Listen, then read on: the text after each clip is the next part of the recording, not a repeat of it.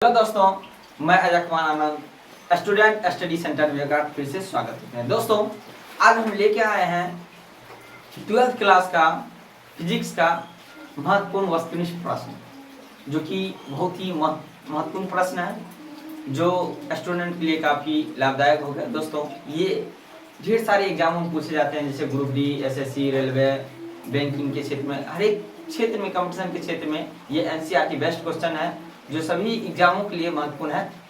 तो आइए चलते हैं प्रश्न की ओर। दोस्तों,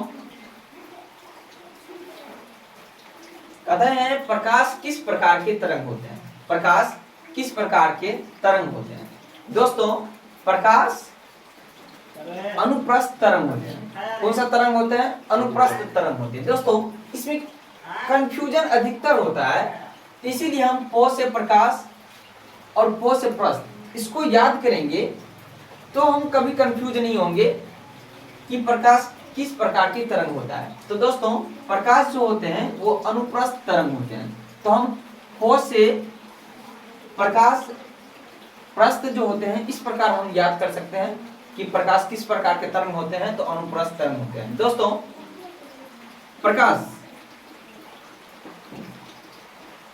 प्रकाश की खोज सर्वप्रथम रोमर ने किया था। प्रकाश का खोज सर्वप्रथम रोमर के द्वारा किया गया था। और प्रकाश जो है हमेशा सीधी रेखा में गमन करता है। किस रेखा में गमन करती है? प्रकाश हमेशा सीधी रेखा में गमन करता है। प्रकाश का खोज रोमर के द्वारा किया गया था और प्रकाश हमेशा सीधी रेखा में गमन करता है। इसको आप लोग नोट डाउन कर लीजिएगा। आगे की ओर प्रश्न है दोस्तों, ध्वनि किस प्रकार के तरंग है? दोस्तों, प्रकाश के तरंग और ध्वनि के तरंग में अक्सर स्टूडेंट क्या होते हैं, कंफ्यूज करते हैं। तो क्वेश्चन है कि ध्वनि किस प्रकार के तरंग है? ध्वनि जो होते हैं दोस्तों, वो अनुदैर्घ्य तरंग होते हैं। कौन से तरंग होते हैं? अनुदैर्घ्य। देखिए दोस्तों, ध्वनि क्या? अनुदैर्घ्य तरंग, धैर्य, ध्वनि धैर्य तरंग, अनुदैर्घ्य तरंग। तो इस प्रकार हम याद कर सकते हैं ध्वनि कौन सा तरंग है? अनुदैर्घ्य तरंग है। दोस्तों, इसी तरह क्रमबद्ध तरीके से हम आगे की ओर बढ़ते हैं। कहता है निकट दृष्टि दोष का निवारण होता है। दोस्तों, निकट दृष्टि दोष में हमेशा अवतल लेंस की प्रयोग किया जाता है। किस लेंस का प्रयोग किया जाता है? अवतल लेंस का क्या किया जाता है? प्रयोग किया जाता है। निकट दृष्टि दोष होता है क्या दोस्तों? निकट दृष्टि दोष में निकट की वस्तु नजर नहीं आती है और दूर की वस्तु स्पष्ट रूप से नजर आता है, जिसे हम निकट दृष्टि दोष के नाम से जानते हैं। तो निकट दृष्टि दोष में दोस्तों, निकट की वस्तु नजर नहीं आते हैं और दूर की वस्तु स्पष्ट रूप से नजर आते हैं। और इसके निवारण के लिए दोस्तों अवतल लेंस का क्या होते हैं? प्रयोग किया है। दोस्तों, अवतल लेंस में हमेशा बड़ा प्रतिबिंब बनता है। अवतल लेंस में हमेशा दोस्तों बड़ा प्रतिबिंब बनता है और उत्तल लेंस में दोस्तों हमेशा छोटा प्रतिबिंब बनता है। आगे देखिए दोस्तों, दूरदृष्टि दोष का निवारण होता है। दोस्तों, दूरदृष्टि दोष के निवारण के लिए उत्तल लेंस का प्रयोग किया जाता है। दोस्तों, इसमें दूर की वस्तु दिखाई नहीं देता है और नजदीक की वस्तु स्पष्ट रूप से दिखाई देता है, उसे हम दूरदृष्टि दोष कहते हैं। दोस्तों, देखिएगा, अवतल लेंस एवं उत्तल लेंस। दोस्तों, इसको पकड़ने का सबसे आसान ट्रिक है अवतल। अवतल में कौन सा लेंस होगा निवारण के लिए? देखिए यहाँ पे निकट और दूर। तो हमेशा देखिएगा दोस्तों, कितना अक्षर है इसमें? 1 2 3, 3 में 4 होगा, 1 2 3 4। तो निकट में क्या होगा दोस्तों? 4 होगा, 3 में 4 और 2 में 3। इस प्रकार से हम आसानी से याद कर सकते हैं, तो किसी प्रकार के कंफ्यूजन नहीं होगा। दोस्तों, आगे की ओर बढ़ते हैं। कहता है इंद्रधनुष बनने का उदाहरण होता है। दोस्तों, इंद्रधनुष जो बनते हैं वो बनते हैं अपवर्तन, परावर्तन, पूर्ण आंतरिक परावर्तन के कारण क्या बनता है दोस्तों? इंद्रधनुष बनता है। और इंद्रधनुष में कुल रंगों की संख्या जो होते हैं दोस्तों, उसको हम आसानी से याद कर सकते हैं, जैसे बेजानी हपी नाला, बेजानी हपी नाला। बेजानी हपी नाला। इस प्रकार से वो से बैगनी, जैसे जामुनी, न से नारंगी, हो से हरा, पो से पीला, लो से लाल और नौ से नारंगी और लो से क्या होता है दोस्तों, नीला। इस प्रकार से हमें आसानी से क्या करते हैं दोस्तों, याद कर सकते हैं। उसके बाद दोस्तों आते हैं प्रकाश के अपवर्तन के कितने नियम होते हैं। दोस्तों प्रकाश के अपवर्तन का नियम किसने दिया था, ये इस प्रकार का क्वेश्चन है।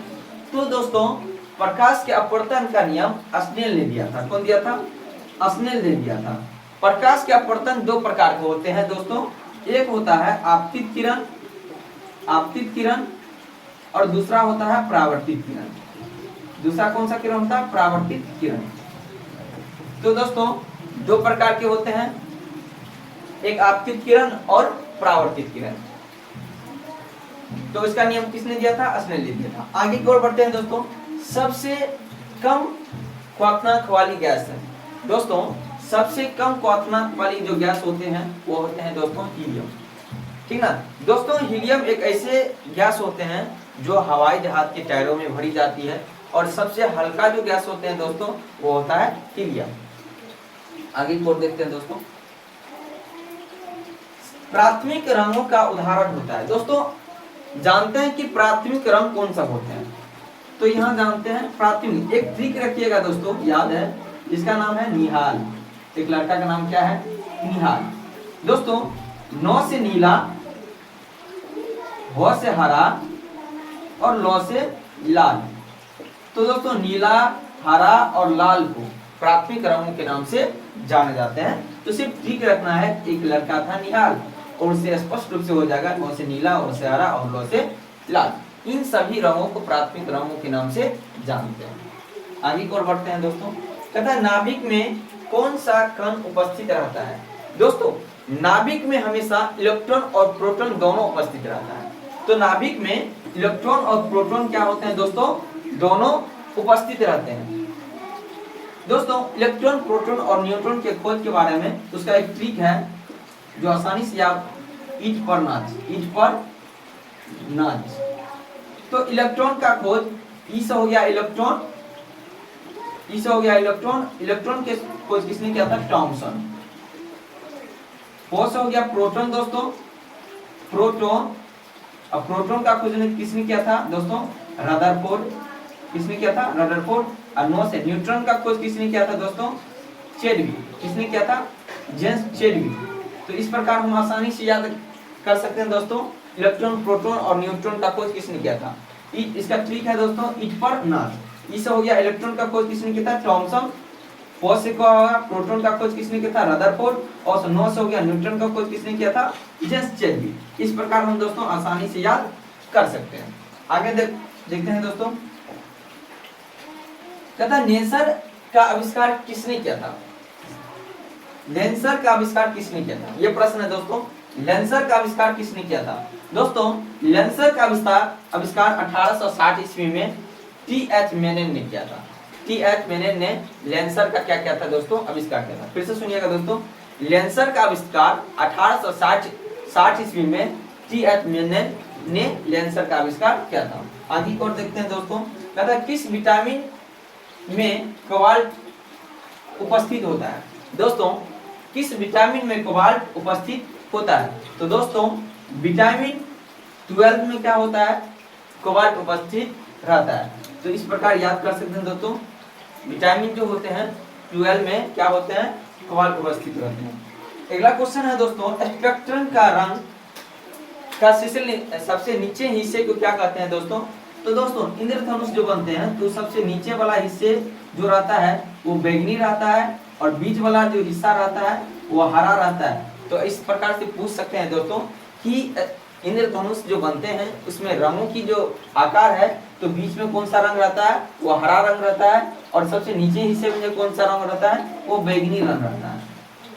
और दोस्तों लाल रंग का तरंगदैर्घ्य क्या होता है दोस्तों, लाल रंग का तरंगदैर्घ्य ये क्या होता है, ये हमेशा क्या होते हैं, ज्यादा होते हैं। क्या होते हैं, ज्यादा होते हैं। और बैंगनी रंग का तरंगदैर्घ्य क्या होते हैं दोस्तों, बैंगनी रंग का तरंगदैर्घ्य क्या होता है, ये कम होता है। क्या होता है दोस्तों, ये कम होता है। तो लाल रंग का तरंगदैर्घ्य ज्यादा होता है और बैंगनी रंग का तरंगदैर्घ्य क्या होता है, कम रहता है। और बैगनी रंग का विचलन क्या होता है, ज्यादा होता है, और लाल रंग का विचलन क्या होता है, तरंग क्या होता है, कम होता है। तो इस प्रकार दोस्तों याद रखिएगा।